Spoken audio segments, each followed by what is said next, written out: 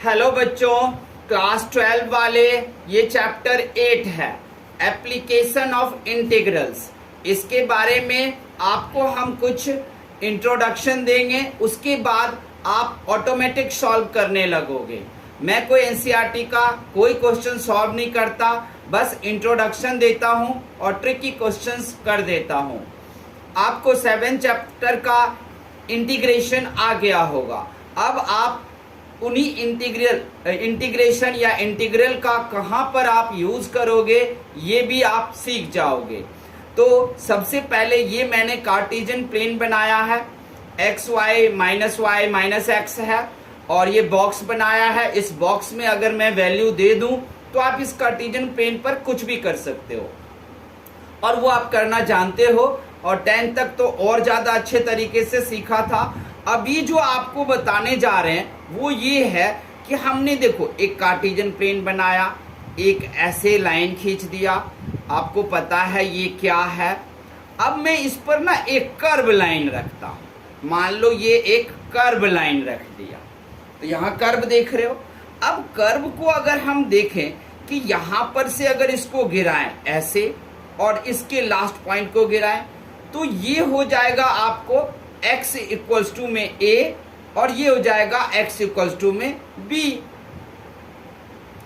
और तब आप क्या करोगे कि ये नीचे भी जा सकता है कहीं भी, और फिर आप इसका आपको निकालना है एरिया। उसी तरीके से अगर हम एक और ऐसा बना लें और यहां पर में इस तरीके से खींच दें, हम इस तरीके से अगर खींच दें, और इसके बाद देखो कि अगर मैं यहां पर मैं ऐसे कर्व लाइन खींच देता हूं तो आप यहां पर मैं ऐसे बनाओगे, इसका लास्ट पॉइंट ये होगा, इसका लास्ट पॉइंट वो ये होगा, और क्वेश्चन में लिखा होगा कि ये फर्स्ट क्वाड्रेंट में है या सेकंड क्वाड्रेंट में है, ये क्वेश्चन में लिखा होगा। तब आपको इन्हीं जगह का जो है आपको एरिया निकालना है। यहां पर अगर एक लाइन खींचा जाता था, ऐसे ऐसे करके लाइन खींचा जाता था, बड़े आसानी से आप इसको निकाल देते थे, लेकिन ये तो कर्व है ना, तो इसके लिए हमें स्पेशल चीजें सीखनी पड़ती है। अब देखते हैं कि ये तो हो गया आपका कि इस तरीके से आप निकालोगे। हो क्या क्या सकता है, तो सबसे पहले हम यहां पर देखेंगे एक सर्कल को, क्योंकि आप सर्कल लिख लो, और एक सर्कल के बारे में आप जानते हो 11th में पढ़ाया गया था। ये है, अगर मान लो कि यहां पर में सेंटर 0 0 पर में है, तब इक्वेशन क्या बनता है, x माइनस एच, यानी कि हम इसको क्या बोलते हैं, अगर यहां पर में 0 और 0 पर में o, सेंटर o है, तो ये h और k के नाम से जाना जाता है।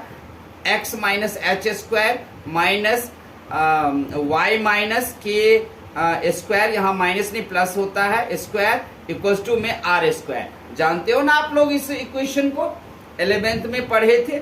अगर यहाँ 0 0 है, सेंटर से पास हो रहा है, तो आप क्या करोगे, तब तो यहाँ 0 0 रख दोगे, तो आपके पास क्या आ जाएगा, x square plus Y square और इक्वल्स टू में r स्क्वायर बन गया। तो यहाँ ऐसे भी देख सकते हो, कई जगह पर ऐसे भी रहेगा, x square plus Y square और इक्वल्स टू में a स्क्वायर भी रहेगा, a स्क्वायर भी रहेगा, ठीक है। और आगे आप देखोगे कि ये इक्वेशन हो गया, और सर्कल के बाद अब आपका जो आएगा वो आएगा पैराबोला। पैराबोला को आपको देखना है, ये पैराबोला कैसे होता है, क्या होता है, ये आपको देखना है। ओके, पैराबोला देखना है। पैराबोला होता क्या है, आप देखो, हमने यहां पर में कार्टेशियन प्लेन खींचा, अब मैं यहां से क्या करूंगा, ऐसे करके ऐसे खींच लूंगा। ओके बच्चों, अगर हमने इसको ऐसे करके खींच लिया तो हमारा क्या हो जाएगा, यहां पर x इक्वल्स टू a और x इक्वल्स टू b हमने नहीं लिखा था, वो डालना जरूरी है। यहां पर आ गया, आप जानते हो इधर माइनस होगा, इधर प्लस होगा, और ये यहां से कर्व लाइन हो गया। तो इस कर्व लाइन को मान लो यहां से ऐसे झुका देंगे और क्वेश्चन में लिखा होगा फर्स्ट क्वाड्रेंट। तो अब देख रहे हो ये टेढ़ी लाइन है, तो यहां पर से अगर एक लाइन खींच दें हम तो ये रेक्टेंगल बन जाएगा। तो रेक्टेंगल का तो आप आराम से निकाल दोगे एरिया, लेकिन ऊपर का भाग बचा वो तो नहीं निकाल पाओगे। तो इसके लिए हमें इसी को निकालना और उसे क्वाड्रेंट किस में है वो उसको देना पड़ेगा। तो हमेशा क्या होता है कि y स्क्वायर इक्वल्स टू में 4ax होता है। तो यहाँ पर में 4a जो होता है ये एक तरह का कांस्टेंट होता है, उसके बारे में आपको नहीं सोचना है, आपको या और यूज होगा तब देखा जाएगा आगे के लेसन में 8.2 में। तो आप देखोगे कि यहाँ पर में y स्क्वायर, तो यहाँ पर में जो आप देख रहे हो इसके लिए इसके लिए हम इक्वेशन लिखेंगे y square equals to 4ax, और ये तो होगा ही x इक्वल्स टू a और y equals to x equals to b, ये तो होगा ही। अब मैं इसी को इधर से ऐसे खींच दूं, ऐसे करके खींच दूं, तो ये क्या बन गया आपको, ये भी पैराबोला है। अब इसके लिए क्या होगा y स्क्वायर इक्वल्स टू में -4ax होगा, क्योंकि इधर वाला क्या होता है माइनस होता है और इधर वाला क्या होता है प्लस होता है। अब दूसरा अगर देखो हाइपरबोला का ही हाइपरबोला नहीं पैराबोला का, अगर मान लो यहां से पैराबोला जा रहा है तो अब क्या लिखा जाएगा इसका, यहां से पैराबोला जा रहा है तो अब आप इसका क्या लिखोगे, इधर वाले के लिए लिखोगे, यहां से आपको कोई चीज ऐसे लाइन खींचकर दे देगा ऐसे सेकेंड क्वाड्रेंट में या फर्स्ट क्वाड्रेंट में, और फिर आपको पता रहेगा ये कि ये तो y हो गया, तो y इक्वल्स टू a और y इक्वल्स टू b लिख लोगे। और फिर इधर वाला है तो आप उसको क्या लिखोगे y equals to x square equals to में ये हो जाएगा 4ax 4ay, y पर में है ना इसलिए, और इधर क्या हो जाएगा x स्क्वायर इक्वल्स टू में -4ax हो जाएगा। इसके बारे में देखोगे कि एलिप्स में आपको बस एक पॉइंट को ध्यान रखना है, वर्टिकल और हॉरिजॉन्टल, मतलब हॉरिजॉन्टल नहीं, वर्टिकल एलिप्स के कौन सी लाइन पर है वो आपको पहचानना है। तो आप ये देख लो, ऐसे हमने खींच दिया, ऐसे खींच दिया, अगर यहां पर ऐसे करके आया तो देख रहे हो ना ये वाला बड़ा इधर दिख रहा है और ये छोटा, तो ये वर्टिकल किस पे हो गया, एक्स लाइन पर हो गया ना। तो अगर इस लाइन पर वर्टिकल हुआ तो आपको तो यही लिखना है एक्स स्क्वायर अपॉन में a square plus Y square upon में बी स्क्वायर और इक्वल्स टू में 1 लिखते हो। तो अगर एक्स लाइन पर वर्टिकल पहचान लिया आपने एलिप्स को, तो वहां पर में क्या होगा, ए बड़ा होगा बी से, ये ही याद रखना है आप लोगों को, ए जो होगा वो बी से बड़ा होगा।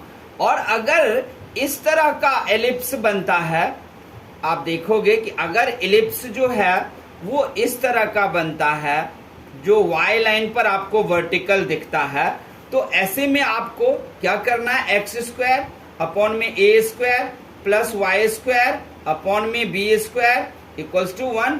लेकिन यहां पर क्या होगा, b होगा b ग्रेटर देन a होगा, इस बात का आपको ख्याल रखना है वर्टिकल पहचान करके कि एलिप्स को, तब a, क्योंकि जब आप यहां पर में इंटीग्रेशन रखोगे ना तो आप b और a रखते हो ना, तो b और a रखते हो तो कब हम a को ऊपर रखें और कब b को नीचे रखें, ये एलिप्स में ध्यान रखना पड़ेगा।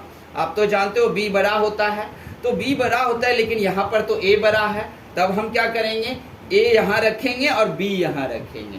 तो इसी चीज को यहाँ पर में आप लोगों को ध्यान रखना है, बड़े आराम से ये क्वेश्चन सॉल्व हो जाएगा। और आपको हम दिखाएंगे इसी चैप्टर का एक पहला क्वेश्चन करके, आपके पास एक्सरसाइज है 8.1 है। ओके, फर्स्ट क्वेश्चन है, आप देख लो y स्क्वायर इक्वल्स टू में x दिया है, x इक्वल्स टू 1 है, x इक्वल्स टू जो है वो 1 है आपका, और x इक्वल्स टू 4 भी है और कह रहा है कि ये फर्स्ट क्वाड्रेंट में है, ये देख लो। तो आप सबसे पहले क्या बनाओगे, एक कार्टेशियन प्लान बना के और आप पहला पैराबोला पहचान लोगे।